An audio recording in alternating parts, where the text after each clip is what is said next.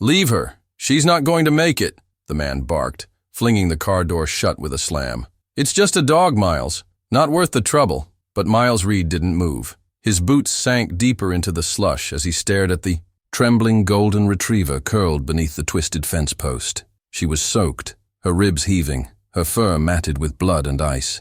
Next to her, barely visible beneath the crumbling remnants of an old cardboard box, were 3 newborn puppies. One wasn't breathing. Miles dropped to his knees. The other man, his cousin Wade, grumbled something under his breath and revved the engine, backing the truck out of the ruined lot and disappearing into the fog. But Miles didn't care. He didn't care that he was already late for his shift, that his hands were freezing, or that the old junkyard had been condemned for years. He only cared about the dog. "Hey," he said gently, reaching out. "You hear me? I'm not gonna hurt you." The mother didn't growl. She didn't flinch. She just blinked once, painfully slow, as if even that small effort cost her more than she had left. Her paw twitched toward the box, toward the motionless pup closest to the edge. Miles followed her gaze. 2 of the puppies were squirming weakly, their tiny bodies huddled close to what warmth she could offer. But the third, his chest wasn't rising. Miles scooped the pup into his hands, rubbing it between his palms, the way his grandfather had shown him years ago on the farm. Back when animals weren't just strays or problems or burdens. They were companions, family. "Come on, little one," he muttered. "Not today. Don't leave her alone like this." At first there was nothing. Then, just the faintest flutter, gasp of air, and then a tiny, rasping cry. Miles exhaled in relief and placed the pup gently back with its siblings, then turned to the mother.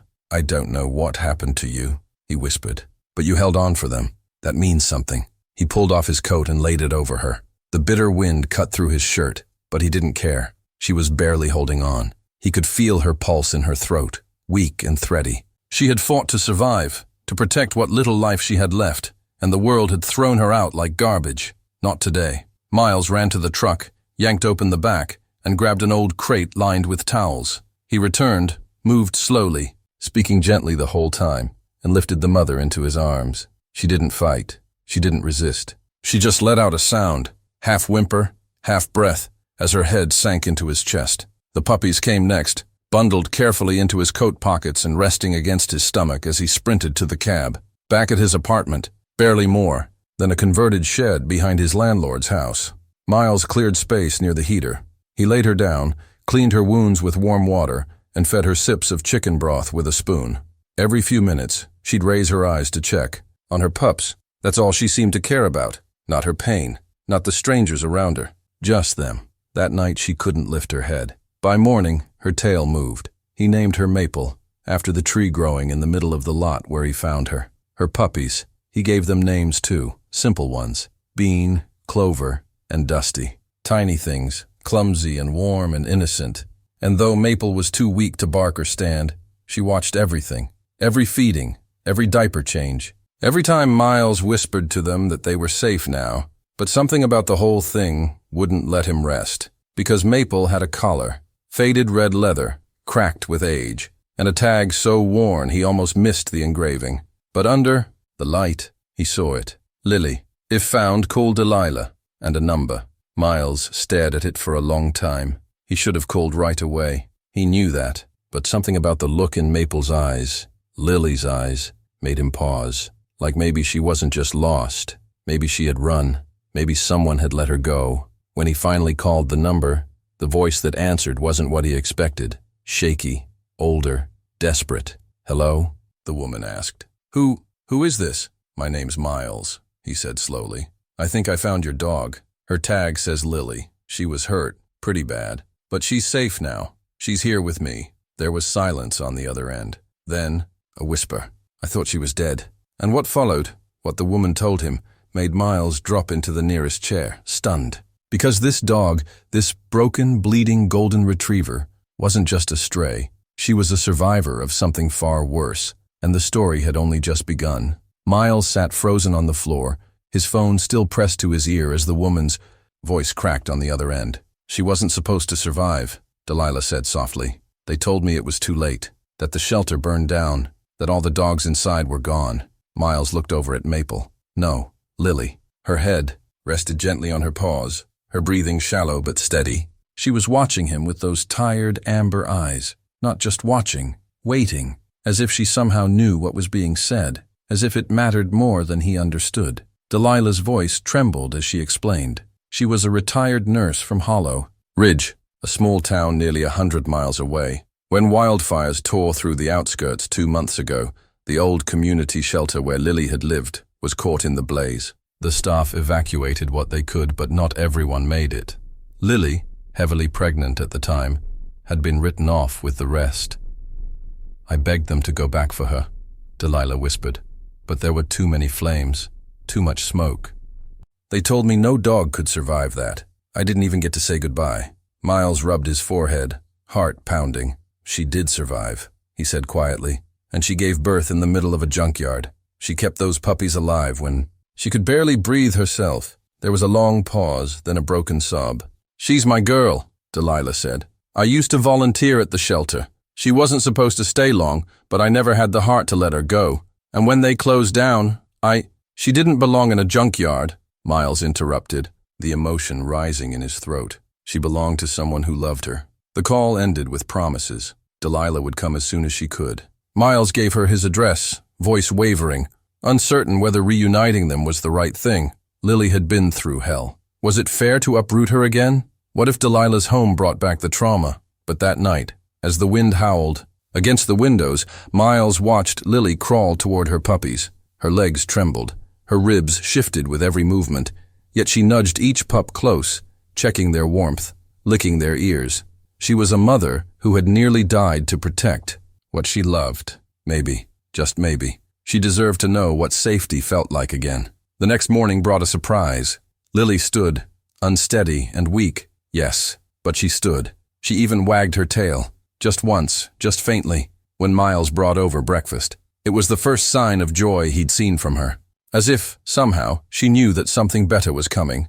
That something came in the form of a gray sedan, pulling up by the gate just before noon. Delilah stepped out slowly. A scarf tied tight around her face couldn't hide the tears already, streaming down her cheeks. She looked older than her voice, maybe late 60s, but her hands trembled with hope as she approached the porch. Miles met her halfway. He didn't need to say a word. The moment Lily saw her, everything changed. The golden retriever didn't run. She didn't bark. She simply tilted her head, blinked, and then let out a low, aching whine, a sound full of recognition, of memory. Delilah dropped to her knees. "Lily, baby girl, is it really you?" Lily moved forward, slowly at first, then faster, as if the strength was coming back to her body with every heartbeat. She buried her face in the woman's coat, pressing so hard Miles thought she'd fall over. But Delilah just held her, sobbing into the dog's fur, whispering, "I thought I lost you. I thought I'd never see you again." The puppies stirred from the crate nearby. One gave a high-pitched yelp, and Lily turned, nudging them with her nose, inviting Delilah to see. The woman gasped, covering her mouth. "She had them all by herself?" she asked. Miles nodded. "In the cold, with no food," and she never stopped. For a moment, none of them spoke. The only sound was the crackle of the space heater and the soft breaths of the sleeping puppies. Then, Delilah looked at Miles. She only ever trusted a few people. She must have known. "You were one of them." Miles looked down, brushing the pup's head gently. "She saved them. I just did what anyone should have done." Delilah stayed for hours. She helped feed the pups, warmed broth for Lily, and told stories about how the dog used to sneak into the church kitchen to steal hot dogs off the counter. Lily listened, eyes soft, tail gently thumping against the floor. When it came time to decide what would happen next, Delilah didn't push. "If she's bonded with you, maybe it's best she stays." But Miles already knew his answer. He shook his head, smiling. "She's your family. She remembered you." "She never forgot," Delilah cried again. But this time it was different. The tears weren't just for loss. They were for miracles found in the unlikeliest places, like a junkyard in the snow, like a man who didn't walk away, and a mother dog who refused to give up. The snow had stopped falling, but the sky remained heavy and gray, pressing down on the world like a burden no one asked to carry. Inside the small wooden shed Miles had transformed into a temporary haven. The warmth from the space heater hummed steadily. Lily lay curled on a blanket, her head lifted slightly, eyes following Miles's every movement. Her puppies were bundled together, breathing in soft rhythm, Unaware of the storm, their mother had survived to protect them. Miles didn't speak much that day. He didn't need to. His focus was on keeping them warm, fed, alive. Every hour he would check the pups' bellies, refill the shallow bowl with warm formula, and gently lift the weaker ones closer to Lily's side. She was doing better now, her wounds healing, her breathing stronger, but something still lingered in her gaze. A deep, haunted watchfulness, as if she couldn't believe this peace was real. Then came the sound that changed everything. A soft knock at the front gate. Not the rattle of wind, not a curious animal, but deliberate, human knuckles on wood. Miles stepped out of the shed cautiously. His boots crunched the thin crust of ice, and his breath curled in front of him like smoke. He reached the gate and found a tall man standing there, early 40s, clean-shaven, with a military stiffness in his stance. His coat bore a faded insignia, and there was a scar near his right eyebrow, but it was his eyes that caught Miles. Off guard, sharp, scanning, but also deeply tired. "Name's Cole," the man said. "You the one who found the dog?" Miles narrowed his eyes. "Depends who's asking." Cole didn't flinch. "I got a call from a friend. Said a golden retriever with burn scars turned up here. Gave birth. Survived a fire a few months back?" Miles didn't answer. Not immediately. He studied the man, trying to read him. "And you're here because?" Cole pulled something from his pocket and handed it over. A worn photo. In it, Lily was younger but unmistakable, sitting between two laughing boys. One of the boys wore a soldier's uniform. "She was ours," Cole said quietly. "My wife rescued her 5 years ago, trained her herself. Lily wasn't just a pet, she was family." Miles felt his guard soften, but he wasn't ready to let go just yet. "Where have you been then?" "She was in a junkyard, bleeding and freezing, raising pups by herself." Cole sighed and looked away. "We thought she was dead. Our house caught fire while we were out of state. My wife didn't make it. Lily ran. We searched everywhere. Shelters, hospitals, even asked rescue teams, but no one saw her again." There was a long silence. Miles handed the photo back. "She's not the same. She's been through hell." "So have I," Cole whispered.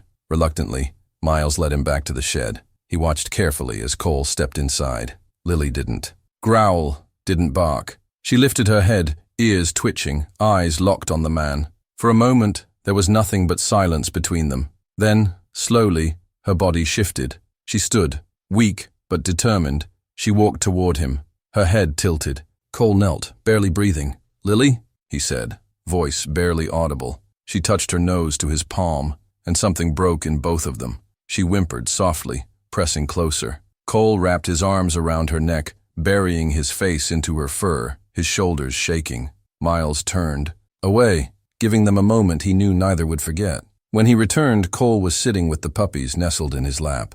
Lily rested beside him, her breathing calm. "She had 8, Miles said quietly. 2 didn't make it." Cole nodded, his eyes misted over. She still kept going. They talked for hours, about Lily, about the fire, about loss and survival. Cole told him that his youngest son, Noah, used to sneak into the backyard with peanut butter treats, just to teach Lily how to high-five. She always preferred him, he smiled. He said she listened better than his teachers did. As the evening set in, Miles faced the inevitable question. "Are you taking her back?" Cole didn't answer right away. He looked at Lily, then at the pups. "She's not just my dog anymore," he said. "You saved her. You kept them alive. Maybe we find a way to share this, to give her both homes." It wasn't the answer Miles expected, but it was the one that felt right. Lily had come from fire, from ash, from loss. But in the quiet after the storm, she had found more than survival. She had found family, in the man who searched, and the man who stayed. And somewhere in the middle of it all, she had chosen to live again. The snow had returned by morning, but inside the shed the warmth had taken on a new form, quiet, steady, and shared. Miles brought in a larger blanket and laid it gently over the mother and her pups. Lily didn't move. She only shifted her head slightly, eyes half-lidded with peace and exhaustion. Cole had stayed the night, curled on the floor beside her, one hand resting lightly on her back, as if anchoring her to this second life she'd carved from pain.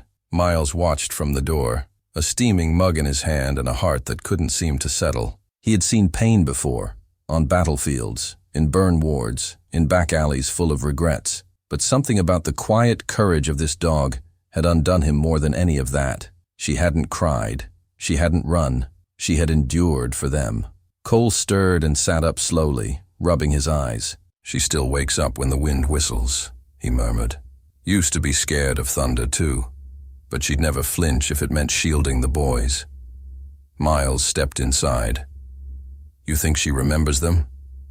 "She remembers everything," Cole said quietly. "Dogs like her never forget, especially the ones they lost." A heavy silence followed. Outside, the wind howled across the trees. Inside, the only sound was the slow, rhythmic breathing of the puppies, each one clinging to life as if they knew their story wasn't finished yet. Cole rose and walked to the table where Miles had kept a small wooden box. He picked it up and opened it without asking. Inside were old photos Miles never showed anyone, of a young boy in uniform, of a muddy river crossing, of a fire that shouldn't have reached the cabin but did. One photo in particular caught Cole's attention, a black and white shot of Miles crouching beside a service dog with sad eyes and a stitched ear. "Your dog?" Cole asked softly. "Yeah," Miles replied.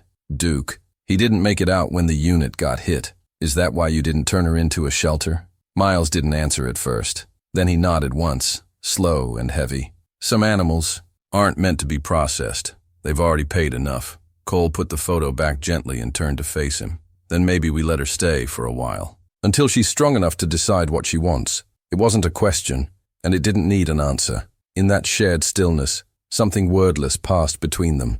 An understanding, a quiet oath. But just as Miles was about to respond, a sharp sound pierced the air. A shrill cry, muffled but frantic. Both men turned. One of the puppies wasn't moving.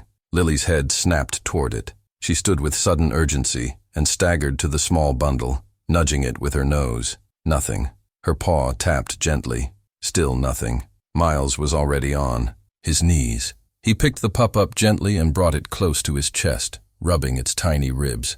"Come on, little guy. Come on," he whispered. Cole grabbed a hand towel, warm from the radiator, and together they wrapped the limp form, working quickly, carefully, desperately. Seconds passed, then a minute, then two, and then, so faint it could have been imagined, a soft wheeze escaped the pup's nose. Its legs twitched, then kicked, and finally, a tiny yawn cracked its mouth open.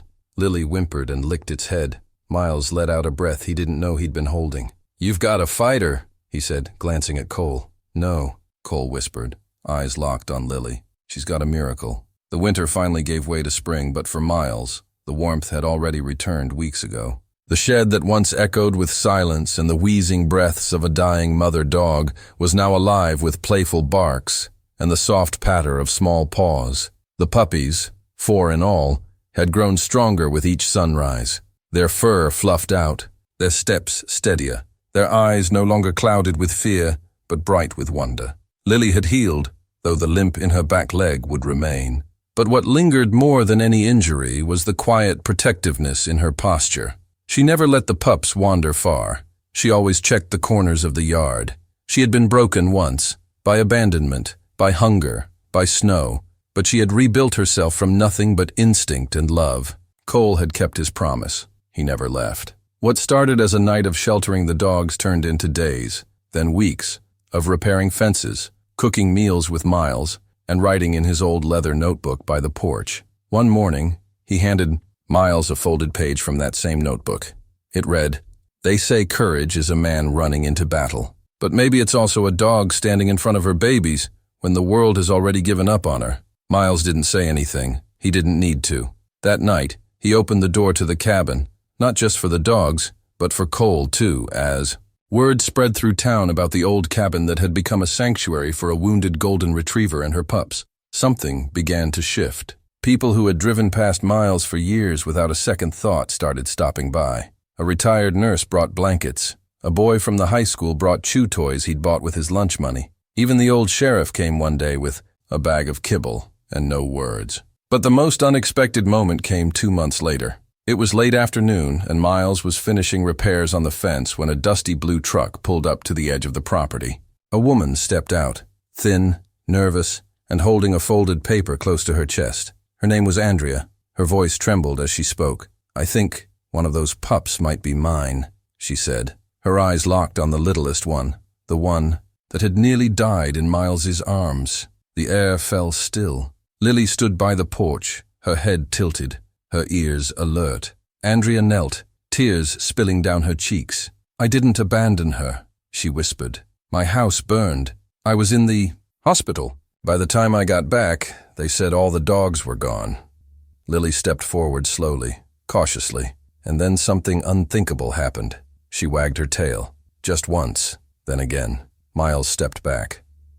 He watched as Lily gently approached. Andrea sniffed her hands and placed her head beneath the woman's palm. No barking, no flinching, only understanding. The smallest pup ambled forward too and curled up in Andrea's lap, as if it had been waiting. And in that moment, Miles realized something he hadn't before. Sometimes, the point of rescuing someone isn't to keep them. Sometimes, it's to help them find their way back. That night, as the stars rose over the hills and the puppies chased shadows across the porch, Miles sat beside Cole and watched Lily rest, her eyes closed in peace. "She gave them life," Miles said, "and in a strange way, they gave it back to all of us." Cole nodded. "Maybe that's what healing looks like. Quiet, unnoticed, but real. And under that sky, where tragedy once buried itself in snow, something else bloomed. Hope. Not loud or cinematic, just soft and warm and forever."